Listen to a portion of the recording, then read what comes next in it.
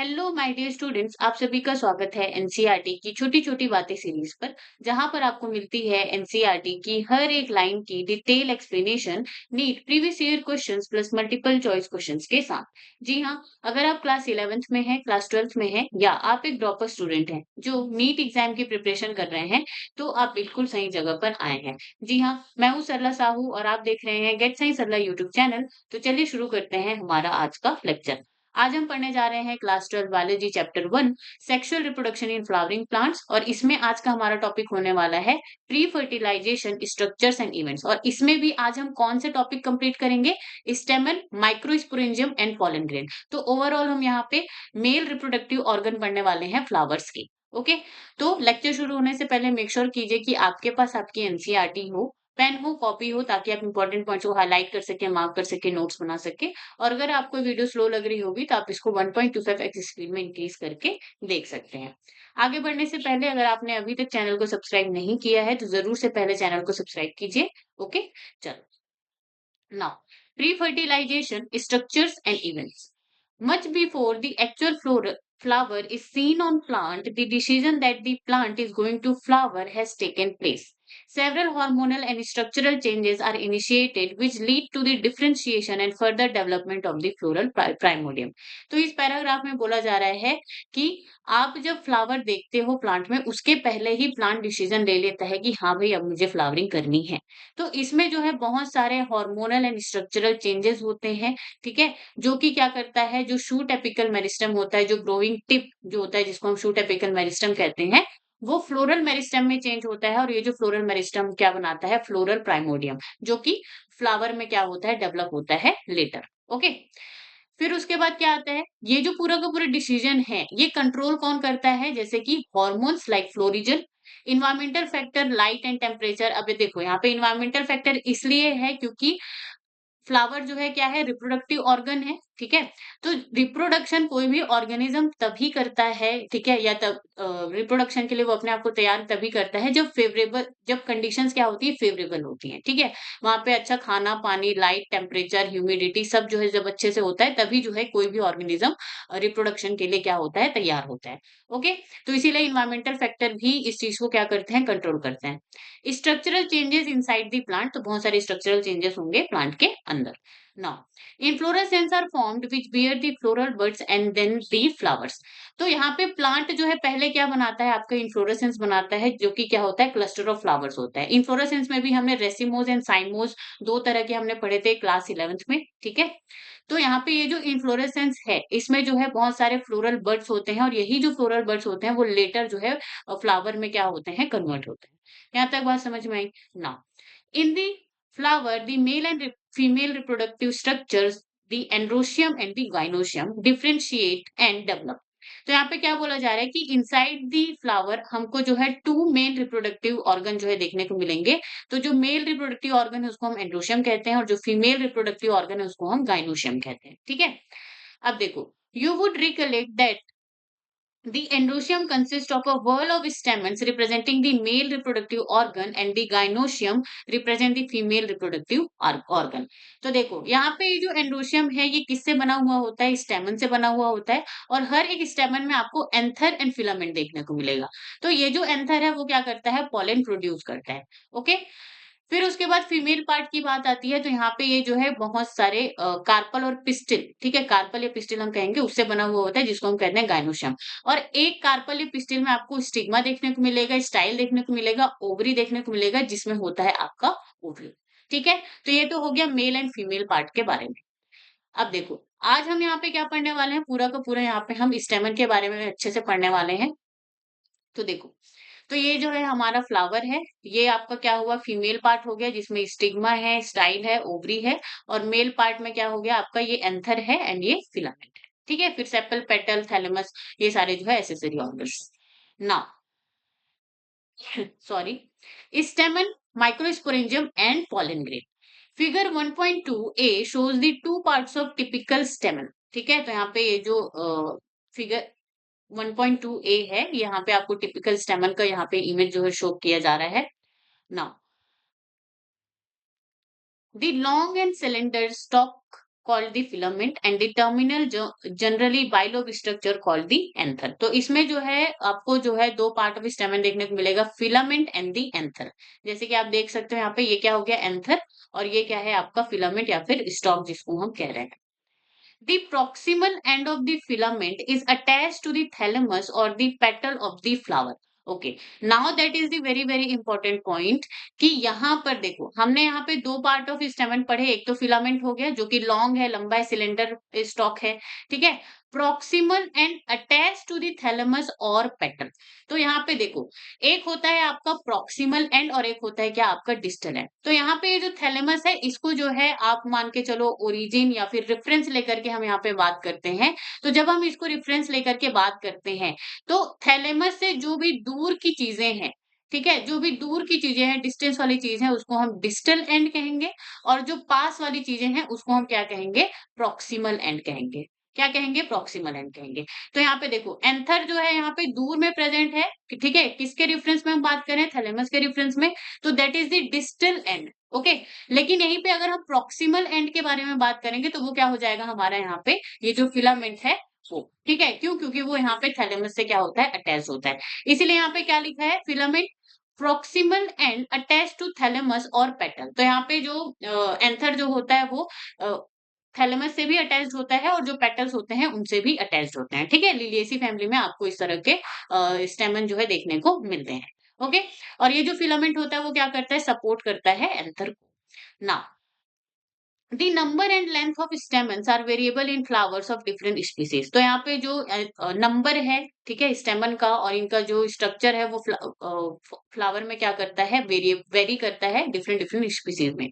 If you were a collect स्टेमन each from 10 flowers, each from different species, and arrange them on slide, you would be able to appreciate the large variation in size seen in nature। तो यहाँ पे बोला जा रहा है कि अगर आप अलग अलग स्पीसीज से या अलग अलग फ्लावर से आप क्या करोगे, स्टेमन को कलेक्ट करोगे, तो आपको जो है वहां पे बहुत सारा वेरिएशन देखने को मिलेगा इनके स्ट्रक्चर में। Okay, careful observation of each स्टेमन under a dissecting microscope and making neat diagrams would elucidate the range in the shape and attachment of anthers in the different flowers।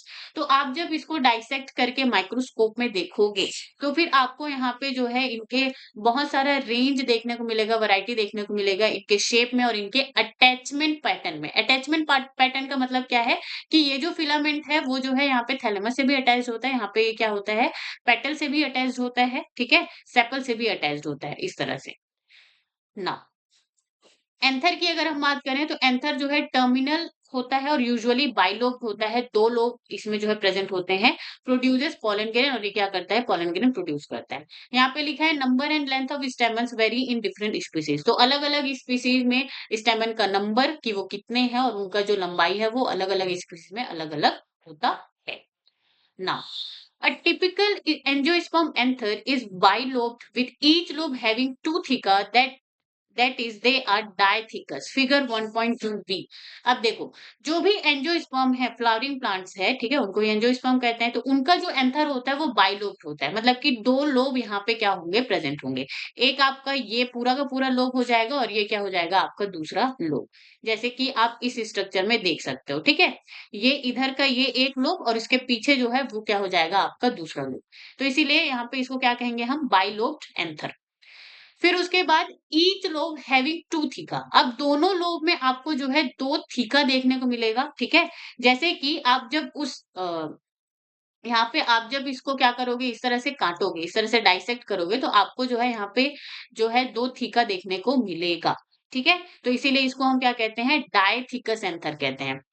फिर क्या होगा, often and longitudinal groups runs lengthwise separating the theca, let us understand the various type of tissues and their organisation in transverse section of anther, figure 1.3a। तो जब आप वो इस bilobe anther को ऐसे ट्रांसवर्स सेक्शन में आप जो है कट करते हो तो आपको जो है यहाँ पे दो थीका देखने को मिलता है, और दोनों थीका में आपको जो है यहाँ पे लॉन्गिट्यूडनली इस तरह से लंबवत, ठीक है, आपको यहाँ पे ग्रूव देखने को मिलता है जो कि लेंथ वाइज रन करता है, और ये जो थीका जो होता है उसको क्या करता है, ये सेपरेट करता है, अलग अलग करता है। Okay. Now, the bilobe nature of an anther is very distinct in the transverse section of the anther. The anther is a four-sided tetragonal structure consisting of four microsporangia located at the corners, two in each lobe. तो देखो यहाँ पे ये जो जब bilobe anther है, इसको इसका जब आप ट्रांसवर्स सेक्शन करोगे तो आपको यहाँ पे देखने को मिलेगा कि एंथर जो है फोर साइडेड है। ठीक है, क्या है ये? 1 2 3 4। तो ये क्या है? यहाँ पे फोर साइडेड है, जिसको क्या बोला जा रहा है? Tetragonal structure. क्या बोला जा रहा है? Tetragonal structure.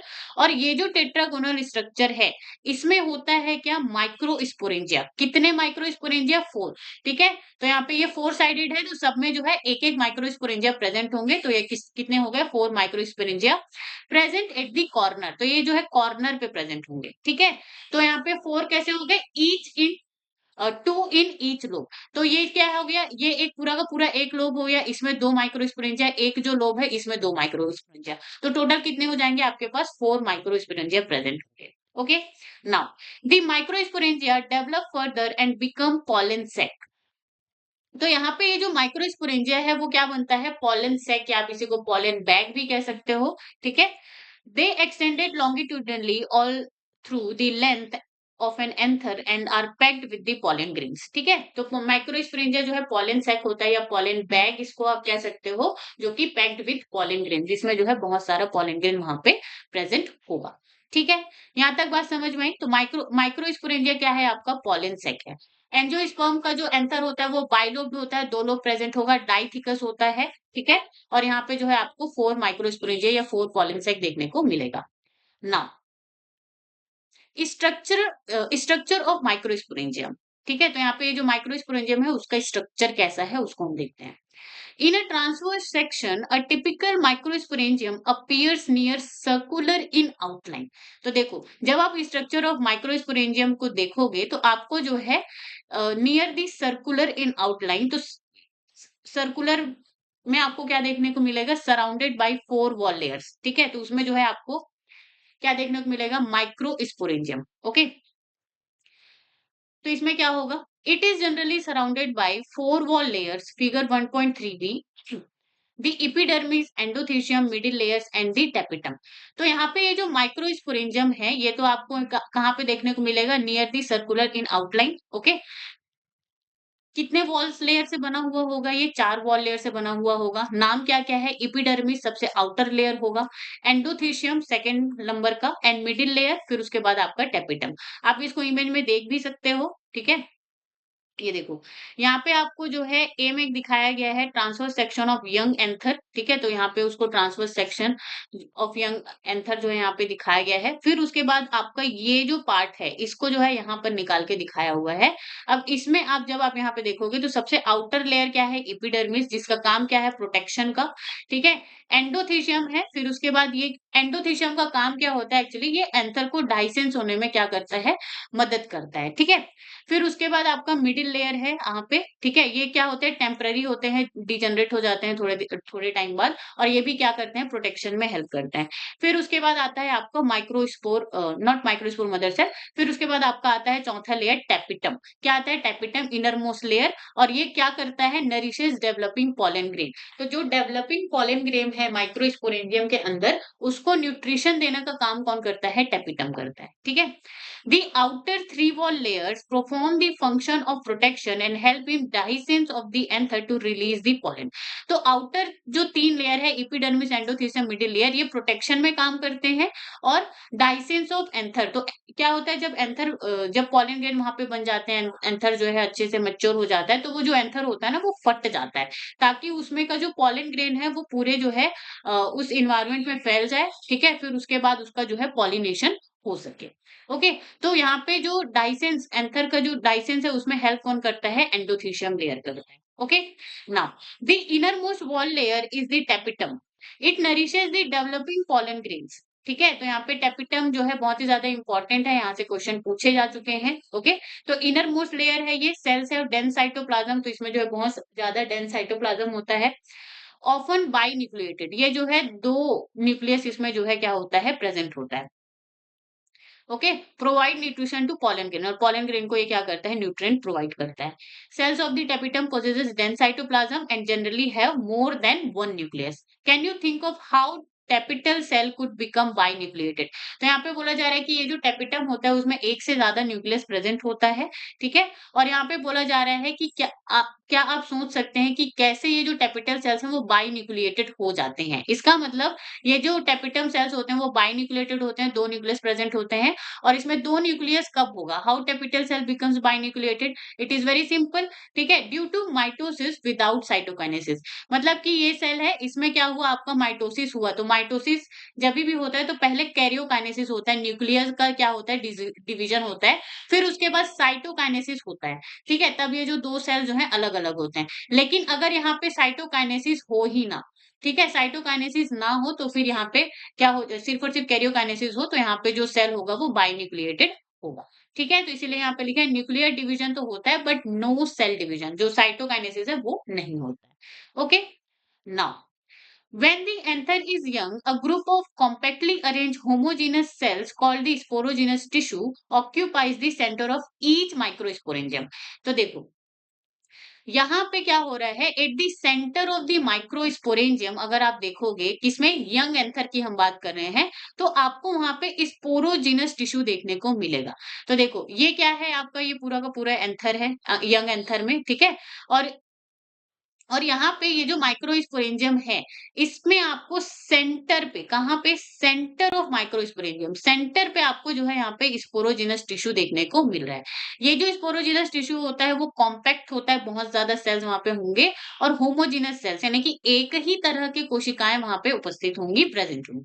यहाँ तक बात समझ में आई? अब देखो हो क्या रहा है, these cells later form microspore mother cells, MMC. तो ये जो स्पोरोजिनस टिश्यू है, यही जो है आगे चल करके क्या बनाती हैं, आपकी माइक्रोस्पोर मदर सेल, एमएमसी बनाती हैं, या फिर पॉलन मदर सेल, पीएमसी बनाती हैं, ठीक है। फिर ये माइक्रोस्पोर मदर सेल मियोसिस के लिए जाता है, वहां पे माइक्रोस्पोर बढ़ता है, और फिर फाइनली आपका पॉलन ग्रेन यहाँ पे बन जाता है। ओके, तो यहाँ पे बी जो इमेज दिया हुआ है ये क्या है, in large view of one microsporangium showing और शोविंग वॉल लेयर्स, ठीक है। तो यहाँ पे ये जो है माइक्रोस्पोरेंजियम का स्ट्रक्चर है, जिसमें सारे के सारे लेयर्स जो है शो किए गए हैं, epidermis, endothecium, middle layer and tapetum, ठीक है। और सेंटर में क्या है, आपका माइक्रोस्पोर मदर सेल है, जिसमें से पॉलन ग्रेन बनेगा। सी आपको यहाँ पे क्या क्या दिया हुआ है इमेज में, अ मैच्योर डाइसेंट एंथर, ठीक है। तो ये डाइसेंट एंथर है, जहां से ये पॉलन ग्रेन जो है इस तरह से निकलेंगे। ओके, अब देखो, अब हम यहाँ पे पढ़ेंगे क्या, माइक्रोस्पोरोजिनेसिस। क्या पढ़ेंगे, माइक्रोस्पोरोजिनेसिस। तो माइक्रोस्पोरोजिनेसिस होता क्या है, process of formation of microspore, मतलब कि पॉलन ग्रेन। तो पॉलन ग्रेन के बनने की जो प्रक्रिया है, जो प्रोसेस है, उसको हम क्या कहते हैं, माइक्रोस्पोरोजिनेसिस। ओके, तो इसमें होता क्या है, पहले हम ये पढ़ लेते हैं, फिर उसके बाद हम यहाँ पे जो भी पैराग्राफ है उसको कंप्लीट करेंगे। तो हमें पता है कि माइक्रोस्पोरेंजियम के सेंटर पर, यंग एंथर की हम बात करें, स्पोरोजिनस टिश्यू है, ओके, जो कि कॉम्पैक्ट होमोजेनस सेल से बना हुआ है। ओके, अब देखो, तो ये जो स्पोरोजिनस टिश्यू है, ठीक है, वो क्या करती हैं, माइक्रोस्पोर मदर सेल में क्या हो जाती हैं, कन्वर्ट हो जाती हैं, बदल जाती हैं। इसी को ही पॉलन मदर सेल भी हम कह रहे हैं, आप एमएमसी कह लो या पीएमसी कह लो, एक ही बात है। ओके, तो ये जो एमएमसी एंड पीएमसी है, ये कैसे होंगे, इनकी पोलैरिटी क्या होगी, डिप्लॉइड सेल्स होंगे, 2n होंगे। तो ये जाते हैं किसमें, मियोसिस में। अब हमें पता है कि मियोसिस में जो भी डिप्लॉइड सेल्स होती हैं वो कैसी हो जाती हैं भाई, वो जो है haploid cells, haploid daughter cells को क्या करती हैं यहाँ पे, उसमें जो है डिवाइड होती हैं, ठीक है। फोर आफ्टर मियोसिस आपको 4 डॉटर सेल्स जो है देखने को मिलते हैं, और सारे के सारे हेप्लॉइड होते हैं। तो यहाँ पे जो है एमएमसी एंड पीएमसी जो सेल्स हैं उसमें मियोसिस होगा, और फिर वहां पे बनेगा माइक्रोस्पोर। क्या बनेगा, माइक्रोस्पोर। अब आफ्टर मियोसिस है तो उनकी प्लॉइडी क्या होगी, हेप्लॉइड होगी, ठीक है। क्लस्टर ऑफ 4 सेल्स, तो यहाँ पे जब भी बनेगा तो इस तरह से, ठीक है, गुच्छा, 4 कोशिकाओं का गुच्छा या क्लस्टर ऑफ 4 सेल्स आपको देखने को मिलेगा, जिसको क्या बोला जा रहा है, माइक्रोस्पोर टेट्राड। क्या बोला जा रहा है, माइक्रोस्पोर टेट्राड। फिर लेटर ऑन, जब जब ये जो एंथर जो होगा, ये जब इस तरह से डाइसेंट हो जाएगा, फट जाएगा, तो फिर ये सारे के सारे जो टेट्राड है, माइक्रोस्पोर टेट्राड है, वो अलग हो जाएंगे और क्या बन जाएंगे, पॉलन ग्रेन। तो इसकी भी प्लॉइडी क्या होगी, हेप्लॉइड। ठीक है? चलो अब इसी को हम यहाँ पे पढ़ेंगे। As the anther develops, the cells of the sporogenous tissue undergo meiotic division to form microspore tetrads. तो यहाँ पे क्या बोला जा रहा है, जैसे जैसे एंथर डेवलप होता है, मैच्योर होता है, जो स्पोरोजिनस टिश्यू होते हैं उनमें मियोटिक डिवीजन होगा, ठीक है, अर्धसूत्री विभाजन होगा, और फिर वहां पे माइक्रोस्पोर टेट्राड का फॉर्मेशन होगा, जैसे कि हमने देखा। What would be the ploidy of the cells of the tetrad, तो यहाँ पे ये जो टेट्राड बना हुआ है इसकी प्लॉइडी क्या होगी वो पूछ रहे हैं, तो क्या होगा, वो हेप्लॉइड होगा, ठीक है।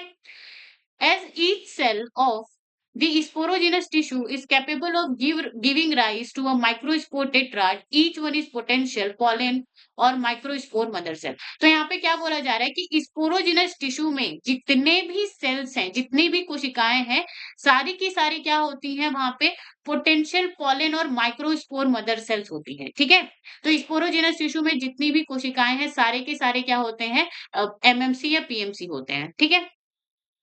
Now, the process of formation of microspores from pollen mother cells through meiosis is called microsporogenesis. ठीक है, तो माइक्रोस्पोरोजेनेसिस क्या है, यहाँ पे माइक्रोस्पोर या पॉलन ग्रेन्स का फॉर्मेशन होगा, कहाँ से, किससे होगा, पॉलन मदर सेल से, माइक्रोस्पोर मदर सेल से, कौन से प्रोसेस के दौरान, मियोसिस के दौरान, ठीक है। The microspores as they are formed are arrange in cluster of 4 cells microspore tetrad. तो माइक्रोस्पोर जब बनते हैं तो वहां पे आपको माइक्रोस्पोर टेट्राड देखने को मिलेगा। फिगर 1.3 ए, तो फिगर 1.3 में आप ए में आपको जब जब आप देखोगे तो वहां पे आपको माइक्रोस्पोर स्टार्ट का टेट्राड का इमेज यहाँ पे दिया हुआ है।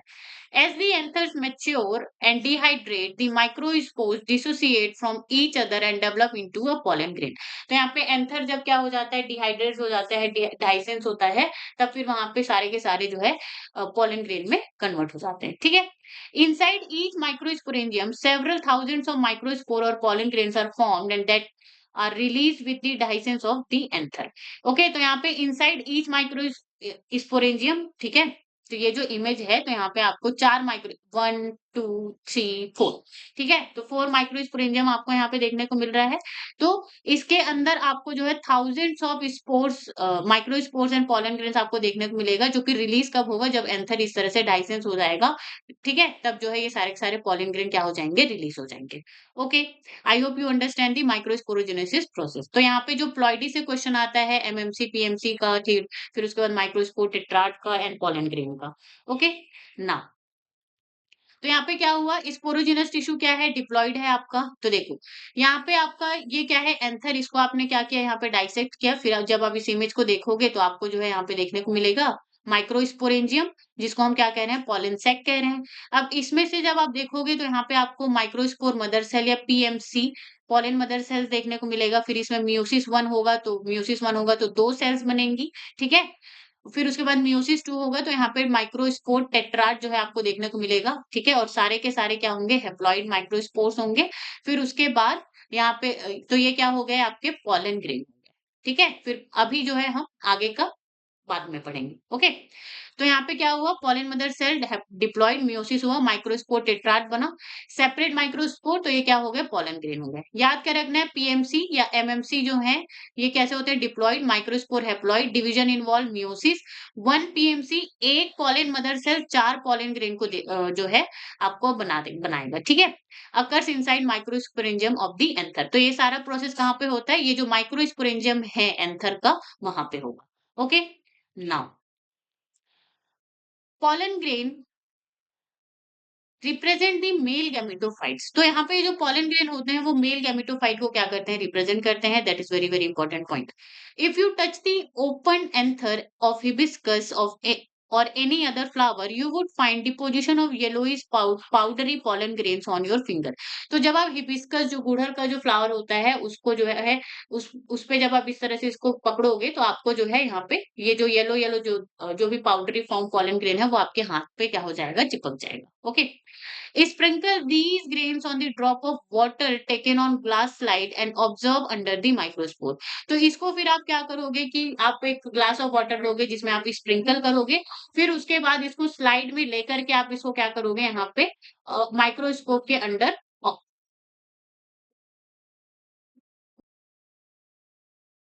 तो माइक्रोस्कोप माइक्रोस्कोप के अंडर आप इसको क्या करोगे, ऑब्जर्व करोगे, ठीक है।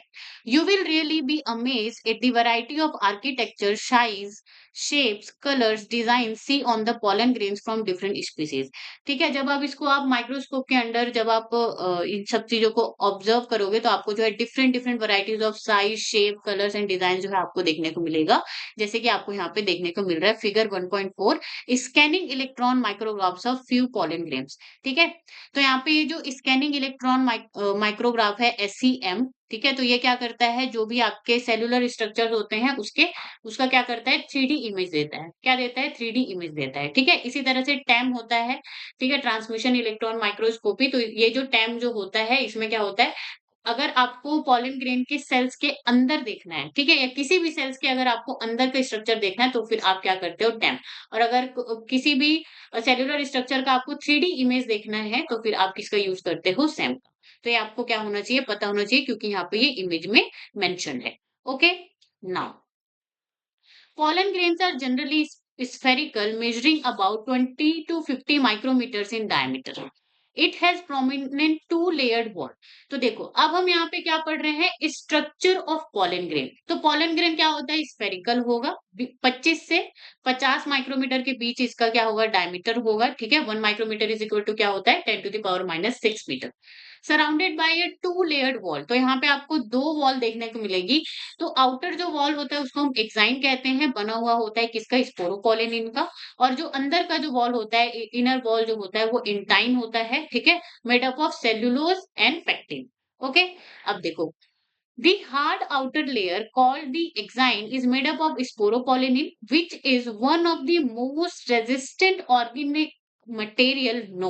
तो यहाँ पे ये जो एक्साइन है, आउटर वॉल है, जो किससे बना हुआ है, स्पोरोपोलिनिन का। और ये कैसा होता है, एक्सट्रीमली रेजिस्टेंट मटेरियल। क्या होता है, एक्सट्रीमली रेजिस्टेंट मटेरियल। इसका मतलब क्या है, it can withstand high temperatures and strong acids and alkali. No enzyme that degrades sporopollenin is so far known. तो यहाँ पे ये जो रेजिस्टेंट है, इसका मतलब क्या है कि ये जो है हाई टेम्परेचर में भी ये क्या कर लेगा, सरवाइव कर लेगा। स्ट्रॉन्ग एसिड एंड एल्कली भी इस केमिकल का कुछ नहीं बिगाड़ पाएगा। No known enzyme can degrade it. तो यहाँ पे ऐसा कोई भी एंजाइम अभी तक पता नहीं चला है जो कि स्पोरोपोलिनिन को क्या कर सके, डिग्रेड कर सके या डैमेज कर सके। इसीलिए स्पोरोपोलिनिन पोलिनिन जो है क्या होता है, बहुत ही ज्यादा रेजिस्टेंट मटेरियल होता है। आगे बढ़ते हैं। Pollen grain exine has prominent apertures called germ pores where the sporopollenin is absent. अब देखो, that is the very important point. ये जो आउटर वॉल जो होता है एक्साइन का, ठीक है, which is very hard covering. तो यहाँ पे जो है जर्म पोर्स होते हैं। क्या होते हैं, जर्म पोर्स होते हैं। और ये जो जर्म पोर्स होंगे वो इस तरह से छोटे छोटे क्या होंगे, छेद होंगे, आप मान के चलो। तो ये क्या होते हैं, थिन रीजन्स होते हैं, बहुत ही ज्यादा पतले जो है रीजन्स होते हैं, विदाउट स्पोरोपोलिनिन। यहाँ पे कोई भी स्पोरोपोलिनिन नहीं होता। तो आप बोल सकते हो कि जो एक्साइन या आउटर वॉल जो है वो क्या होता है, डिसकंटिन्यूअस लेयर होता है स्पोरोपोलिन। तो पूरा जो है स्पोरो, ये जो पॉलिन ग्रेन होगा उसमें पूरा स्पोरोपोलिनिन प्रेजेंट नहीं होगा। कहीं कहीं पर ये क्या होंगे, स्पोरोपोलिनिन एब्सेंट होंगे। और उसी को ही क्या बोला जा रहा है, जर्म पोर बोला जा रहा है। ओके, तो जर्म पोर का बहुत ही ज्यादा इंपॉर्टेंस होता है, जिसको हम आगे की लेक्चर्स में देखेंगे। अभी बस जर्म पोर्स होते हैं, इतना याद रखिए। Now pollen grains are well preserved as fossil because of the presence of sporopollenin। तो यहाँ पे ये जो स्पोरोपोलिनिन है, इसकी वजह से इसका जो है बहुत अच्छे से फॉसिल प्रिजर्वेशन जो है होता है। क्यों, क्योंकि स्पोरोपोलिनिन जो है कभी डिग्रेड होगा ही नहीं, ना ही टेम्परेचर से, ना ही एसिड एल्कली से, ना ही एंजाइम से। तो वो जो है मतलब मिलियन ईयर्स तक भी वो प्रेजेंट हो सकता है। और इसी की वजह से आपको ब्यूटीफुल पैटर्न एंड डिजाइन जो है देखने को मिलते हैं। Okay, now the exine exhibits a fascinating array of patterns and designs. Why do you think the exine should be hard, what is the function of the जंप pore. तो यहाँ पे देखो, यहाँ पे क्वेश्चन है कि why should exine be hard. तो एक्साइन हार्ड क्यों होना चाहिए, क्यों होना चाहिए, ताकि वो पॉलन ग्रेन को क्या कर सके, प्रोटेक्ट कर सके after dispersion. Prevent mechanical damage. अब देखो यहाँ पे जो आपका एंथर जो था वो तो क्या हो रहा था, अच्छे से पूरा का पूरा फट रहा था, डाइसेंट हो रहा था, ठीक है। तो वहां पे जो है मैकेनिकल डैमेज हो सकता है, ठीक है। तो इसलिए पॉलन ग्रेन के प्रोटेक्शन के लिए एग्जाइन का हार्ड होना जरूरी है। प्रिवेंट डेसिकेशन, तो वाटर की कमी को ये जो है क्या करता है, उससे भी बचाता है। Resist harsh harsh environmental condition, तो जो भी हार्श इन्वायरमेंटल कंडीशन है उससे भी ये क्या करता है, बचाता है। अब देखो यहाँ पे आपको जंप पोर का जो है क्वेश्चन पूछा गया है कि जंप पोर का फंक्शन क्या है। तो अभी हम लेटर ऑन पढ़ेंगे कि यहाँ पे जो पॉलन ग्रेन है वो पॉलन ट्यूब का फॉर्मेशन करता है, ठीक है। तो ये जो पॉलन ट्यूब जो निकलता है वो इसी जंप पोर से ही निकलता है, उसको हम अभी देखेंगे। So that is the function of the जंप पोर। ओके, कि ये पॉलन ट्यूब के फॉर्मेशन के लिए उसको निकलने के लिए क्या करता है, जगह प्रोवाइड करता है। Next, the inner wall of the pollen grain is called the intine. It is a thin and continuous layer and made up of cellulose and pectin. तो यहाँ पे जो है इनर वॉल क्या है, इंटाइन जिसको हम कहते हैं, थिन एंड कंटिन्यूअस होता है, ठीक है। सेल्यूलोज एंड पेक्टिन का बना हुआ होता है। The cytoplasm of the pollen grain is surrounded by a plasma membrane. Okay, तो यहाँ पे जो है ये क्या करता है, सराउंड दी साइटोप्लाज्म, और ये कवर्ड होता है internally by the plasma membrane. Okay, यहाँ तक बात समझ में आई। तो ये हो गया क्या, इंटाइन इनर वॉल के बारे में। Now when the pollen grain is mature, it contains two cells, the vegetative cell and the generative cell. तो यहाँ पे देखो जब सेल जो है जो भी सेल्स होते हैं किसमें, मैच्योर पॉलन ग्रेन में, तो उसके बारे में हम यहाँ पे देख रहे हैं। तो मैच्योर पॉलन ग्रेन के अंदर आपको एक वेजिटेटिव सेल देखने को मिलता है और एक जनरेटिव सेल देखने को मिलता है। The vegetative cell is bigger and has abundant food reserve and a large irregularly shaped nucleus. तो वेजिटेटिव सेल्स जो है काफी बड़ा होगा, बहुत ज्यादा इसमें फूड रिजर्व प्रेजेंट होंगे, ठीक है। और इसमें बहुत बड़ा और इरेगुलर न्यूक्लियस आपको देखने को मिलता है। इसका काम क्या होता है, यही क्या करता है, आपको पॉलन ट्यूब का फॉर्मेशन करता है। ये जैसे ये पॉलन ग्रेन है, तो यहाँ से एक ट्यूब निकलता है, ठीक है, इसको हम क्या कहते हैं, पॉलन ट्यूब। तो इसको कौन बनाता है, यही वेजिटेटिव सेल ही बनाता है। यहाँ तक बात समझ में आई। नाउ, तो इसी को अगर आप यहाँ पे इमेज में देखना चाहोगे, तो देखो यहाँ पे नॉर्मल पॉलन ग्रेन है, ठीक है। इसमें वैक्यूल से इसमें न्यूक्लियस प्रेजेंट है। अब यहाँ पे एसिमेट्रिकल स्पिंडल, यानी कि यहाँ पे जो है माइटोसिस होगा। अब माइटोसिस होगा तो फिर यहाँ पे क्या होगा, आपका एक तो वेजिटेटिव सेल बनेगा और एक जनरेटिव सेल बनेगा। तो वेजिटेटिव सेल जो है बड़ा होगा और इसका न्यूक्लियस भी बड़ा होगा और इसमें बहुत सारे फूड रिजर्व मटेरियल प्रेजेंट होंगे।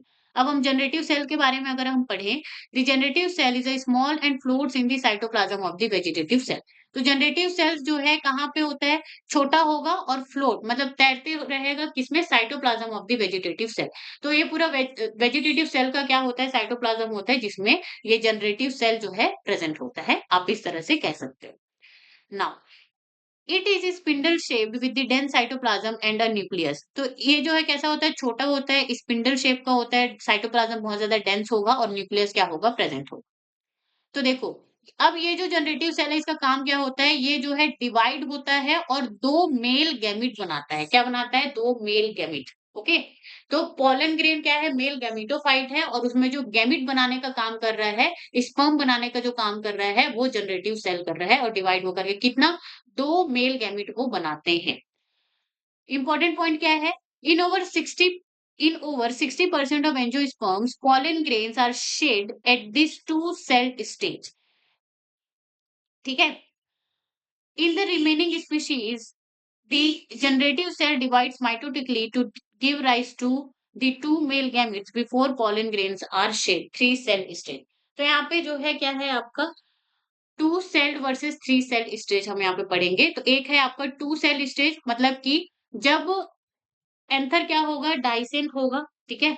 और इस पॉलन ग्रेन को पूरे इन्वायरमेंट में क्या कर देगा, पूरे इन्वायरमेंट में वो फैला देगा। ओके, तो फिर यहाँ पे जो है वो जो उसको हम क्या कह रहे हैं, शेडिंग कह रहे हैं। क्या कह रहे हैं, शेडिंग। तो यहाँ पे दो सेल स्टेज में कितने 60% ऑफ एंजियोस्पर्म शेड कर देते हैं, मतलब कि पॉलन ग्रेन को वो इन्वायरमेंट में छोड़ देते हैं, रिलीज कर देते हैं, ठीक है। टू सेल स्टेज का मतलब उसमें सिर्फ और सिर्फ वेजिटेटिव सेल होगा और जनरेटिव सेल होगा, ठीक है, जैसे कि हम इस इमेज में देख सकते हैं। तो ये क्या है आपका टू सेल स्टेज, ये कितने 60% ऑफ द एंजियोस्पर्म में इसी स्टेज में पॉलन ग्रेन क्या हो जाता है, रिलीज हो जाता है। लेकिन बाकी जो रिमेनिंग 40% ऑफ प्लांट्स है, ठीक है, 40% ऑफ एंजियोस्पर्म है, उसमें आपको थ्री सेल स्टेज देखने को मिलेगा। थ्री सेल स्टेज में क्या होगा, आपका जो है वेजिटेटिव सेल्स तो प्रेजेंट होगा ही, एक वेजिटेटिव सेल हो जाएगा प्लस टू मेल गैमेट्स, ठीक है, बिफोर शेडिंग। तो शेडिंग के पहले ही यहाँ पे जनरेटिव सेल जो है माइटोसिस होकर के दो मेल गैमेट में जो है बदल जाएगा, ठीक है। तो फिर यहाँ पे इसी को क्या कहेंगे, थ्री सेल स्टेज कहेंगे, and that is the very very important point. Now pollen grains of many species cause severe allergies and bronchial affliction in some people, often leading to the chronic respiratory disorder, asthma and bronchitis, etc. तो देखो यहाँ पे जो है acute disorder and chronic disorder, ठीक है। तो chronic disorder के बारे में यहाँ पे बोला गया है। तो क्रोनिक डिसऑर्डर होता क्या है, लॉन्ग लास्टिंग और स्लो डेवलपिंग। तो जो अस्थमा हो गया, डायबिटीज हो गया, ये क्या होते हैं, लॉन्ग लास्टिंग, बहुत ये पहली बात तो ये बहुत ही धीरे धीरे डेवलप होते हैं, और जब होते हैं तो बहुत दिनों के लिए होते हैं, ठीक है। और जैसे कॉमन कोल्ड एंड फीवर हो जाता है तो वो सडन होता है और थोड़े टाइम में वो ठीक भी हो जाता है, तो उसको हम एक्यूट डिसऑर्डर कहते हैं। तो यहाँ पे प्रॉब्लम क्या है, ये जो पॉलन ग्रेन्स होते हैं वो सीवियर एलर्जी कॉज करते हैं, ठीक है। एलर्जी कॉज करते हैं और वो क्रोनिक डिसऑर्डर जैसे कि एस्थमा एंड डायबिटीज जो है आपको क्या, डायबिटीज जो है ह्यूमंस को हो सकती हैं। ऐसा होता क्यों है, ठीक है। तो देखो जो पॉलन ग्रेन होता है उसको हमारा ये जो इम्यून सिस्टम है उसको हार्मफुल एंटीजन की तरह क्या करता है, ट्रीट करता है। और जैसे ही पॉलन ग्रेन आपके जो है बॉडी के अंदर जाता है तो वहां पे हिस्टामिन क्या होता है, रिलीज होता है। और हमें पता है हिस्टामिन क्या करता है, एलर्जिक रिएक्शंस के लिए क्या होता है, रिस्पॉन्सिबल होता है, इन्फ्लेमेशन होता है बॉडी में, ठीक है। फिर क्या करता है, causes inflammation in the respiratory tract. Okay, now it may be mentioned that Parthenium or carrot grass that comes into India as contaminant with the imported wheat has become ubiquitous in occurrence and causes pollen allergy. तो यहाँ पे आपको carrot grass and parthenium, that is very very important example, कई बार पूछा गया है, ठीक है। तो इसका जो यहाँ पे पॉलन ग्रेन है वो बहुत ही ज्यादा क्या करते हैं, एलर्जी कॉज करते हैं ह्यूमंस में।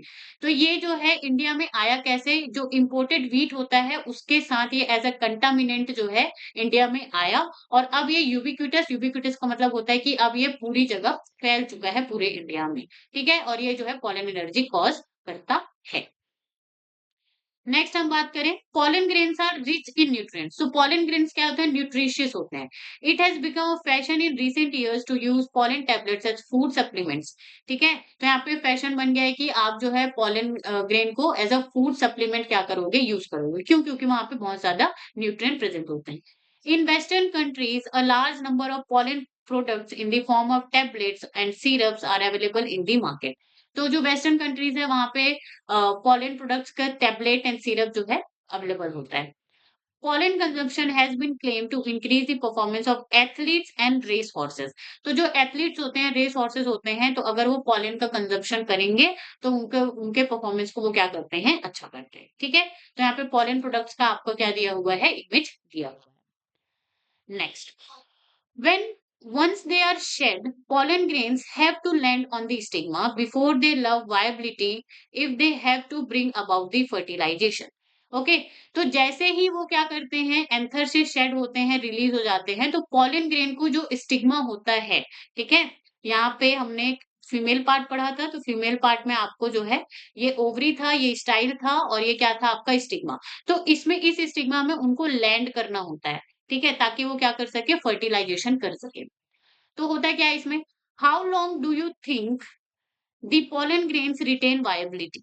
तो यहाँ पे बोला जा रहा है कि आप बताओ कि पॉलन ग्रेन की वायबिलिटी कितनी देर तक होती होगी। तो पहले हम जानते हैं कि पॉलन वायबिलिटी क्या होती है। पॉलन वायबिलिटी होती है the period for which pollen grains remain alive and capable of fertilisation after being shade.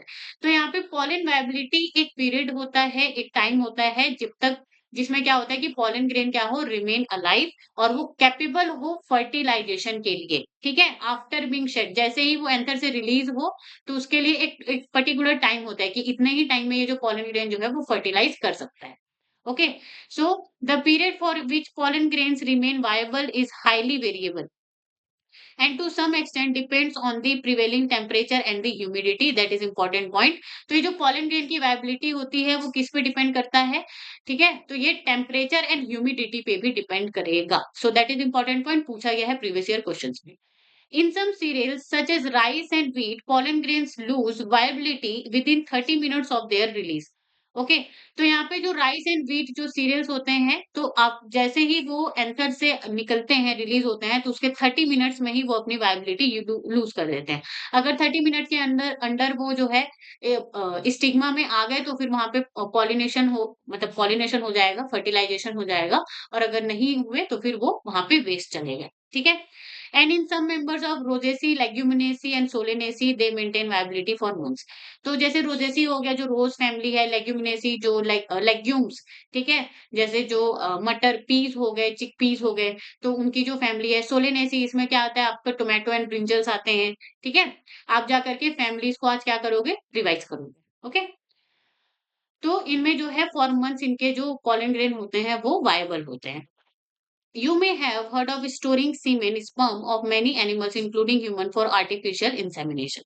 ठीक है, तो आप आर्टिफिशियल इंसेमिनेशन क्या होता है कि जो भी मेल होते हैं उनका जो स्पर्म होता है, ठीक है, चाहे वो बहुत एनिमल हो गए या ह्यूमन हो गए, उसको जो है कलेक्ट किया जाता है। फिर उसके बाद उसको फीमेल के जो रिप्रोडक्टिव ऑर्गन्स होते हैं उसमें आर्टिफिशियली क्या किया जाता है, इंसेमिनेट किया जाता है। ओके, तो ये चीज हमें पता है। तो it is possible to store pollen grains of a large number of species for years in liquid nitrogen minus 196 degree centigrade. तो आर्टिफिशियल इसी तरह से जैसे कि जो एनिमल्स या ह्यूमंस है उनके स्पर्म को क्या किया जाता है, कलेक्ट किया जाता है और आर्टिफिशियल इंसेमिनेशन किया जाता है, उसी तरह से पॉलन ग्रेन का भी आर्टिफिशियल स्टोरेज पॉसिबल होता है बहुत सारे स्पीशीज का। कैसे करते हैं, इसको स्टोर किया जाता है लिक्विड नाइट्रोजन में, जिसका टेम्परेचर होता है -196 डिग्री। ये जो है 2018 के नीट में जो है पूछा गया क्वेश्चन। ओके। इस मेथड को, इस तरह के प्रिजर्व करने के मेथड को हम क्या कहते हैं, क्रायो प्रिजर्वेशन कहते हैं। क्या कहते हैं, cryo preservation. Stored pollen forms pollen banks. तो ये जो इस तरह के जो पॉलन को स्टोर किया जाता है उनको हम क्या कहते हैं, पॉलन बैंक कहते हैं। Such stored pollen can be used as pollen bank similar to seed banks in crop breeding programs। तो इनका जो है इंपॉर्टेंस क्या है पॉलन बैंक्स का, तो ये क्रॉप ब्रीडिंग प्रोग्राम्स में क्या करते हैं, इसको यूज करते हैं, जेनेटिक डाइवर्सिटी को मेंटेन करते हैं। और जो जैसे सीड को कलेक्ट किया जाता है, ठीक है, जो सीड होते हैं उनको जैसे कलेक्ट किया जाता है उसी तरह से इनको भी स्टोर किया जाता है। Okay, so that is all about the male reproductive organ. ठीक है, हमने यहाँ पे माइक्रोस्पोरोजेनेसिस, पॉलन ग्रेन के बारे में बहुत सारी चीजें पढ़ी, which is very very important. और इससे, और ये जो हाई क्वेश्चन यील्डिंग टॉपिक्स हैं, तो यहाँ से जो है बहुत सारे क्वेश्चंस बनाए जाते हैं। सो आपको जो है इसको बहुत अच्छे से पढ़ना है। अगर आपको किसी भी पॉइंट पे डाउट हो तो आप मुझे कमेंट सेक्शन में बता सकते हैं। Okay, and thank you so much for the watching. अगर आपको वीडियो अच्छी लगी हो तो like, comment, share and subscribe the channel and stay tuned on get science सर्रा यूट्यूब चैनल।